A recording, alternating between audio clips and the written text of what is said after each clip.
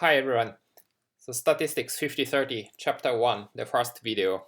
So this slide is available on Canvas. So you can see in Canvas to see all slides. But in the first few chapters, I would like to use the R language and R Studio, and I demonstrate on screen. Okay, so what is R? The R is the basically statistical language, so it looks a calculator. So once you start R, so this is the screen of R. So this is R console, so we can type some input, then you can get answer. For example, 1 + 1 is 2. Sometimes another window appears after we implement some code. For example, if I make a histogram of 100 random numbers, then another window appears, and you can see the figure here. So you can save this by file save as something. You can change the shape of the graph, or also you can use some code to save this in a specific format with a specific aspect ratio. Also, another window may explain some functions. For example, what is our norm function? Then if we type help norm, then the explanation appears in another window. And R norm is actually the random numbers which follows normal distribution with mean 0 and standard deviation 1. And we can change this mean and standard deviation if we specify these options. So this is Mac version. So if you use Windows or Linux, it looks slightly different, but basically all functions are the same. Okay, so now we want to discuss basic operations.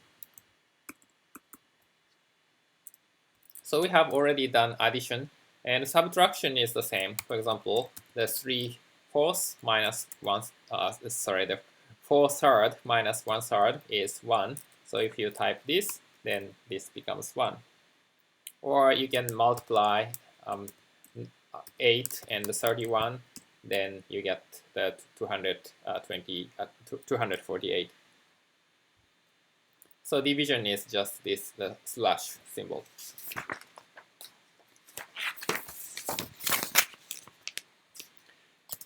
So how about square or cube or to the nth power? Then we can use this hat symbol.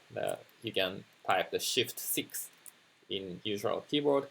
So 2 cube is the 2 hat 3. So this is basically the same as the LaTeX format and some other languages. How about square root of 2? SQRT of 2. So SQRT is a ready-made function to calculate the square root. If you type -2, you get an error. Not really error, but the warning message. The square root of 2 can be calculated by the 2 hat 1/2 or 0.5. You can get the same number. Absolute value of -1.2, that is 1.2. Absolute value of 1.2 is, of course, 1.2. And many other functions are available. For example, the useful function, round function, the round numbers. For example, the 2.98.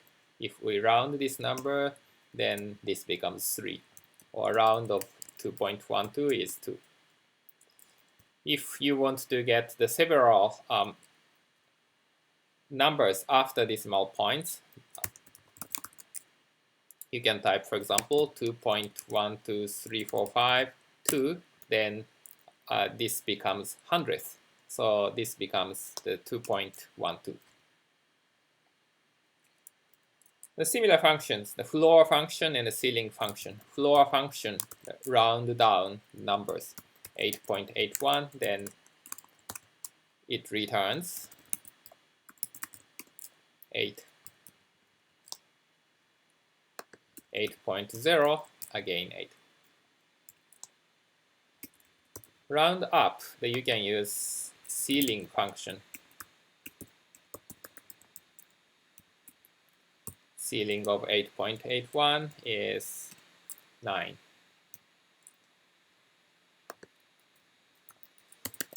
If you specify, you cannot really specify the option here.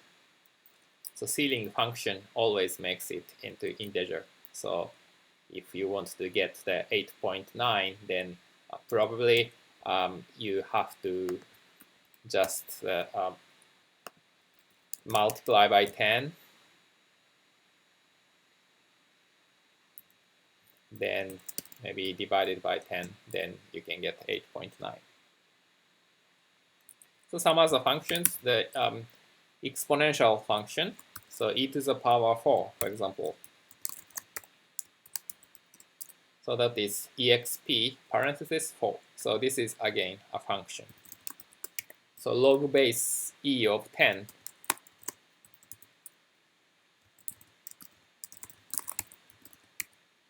So this is 2.32. So e to the power 2.302585 is exp 2.3. This becomes 10 approximately. If you want to make the base 10, log 10 of 100, this is log of 100 with base 10. So 10 to the power, 10 square is 100, so this is 2. Exponential and log are inverse function each other, so for any number, exponential of log is original number, log of exponential the same.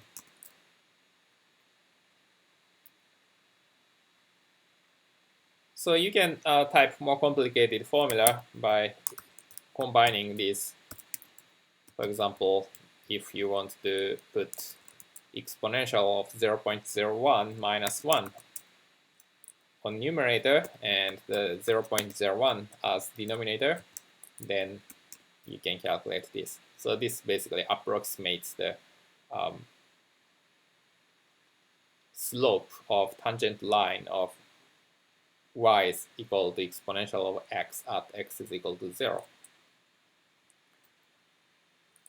Some numbers are already made. For example, pi is 3.14.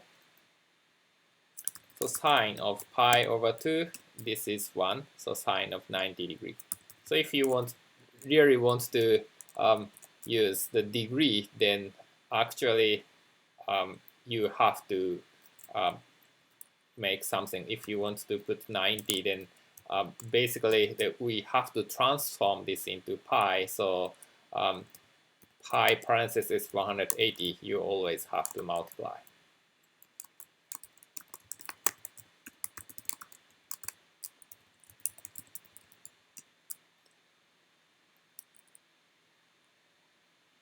Cosine tangent works in the same way. You can see the slides. Arcsine, arccosine, arctangent, and hypercosine, hypersine. So those functions are also available that you can see slides. That we don't use those functions often in this statistics class. And how about factorial? Sometimes probability, they use many factorial symbols. So we want to get the, for example, 10 factorial, but this symbol actually doesn't work. So usually the exclamation mark is reserved for not. So actually not factorial. Oh, by the way, this pound is the comment. So after pound is ignored. For example, 1 plus 2 pound plus 3, then plus 3 is read as comment. So R only recognizes 1 plus 2. So this becomes 3. Okay, so how about factorial? The factorial, one way is just use factorial. Factorial of 10 is equal to 3,628,800. Sorry, the 3,628,800. And so this is the 1 times, 2 times, 3 times, 4 times, 5 times, 6 times, up to 10.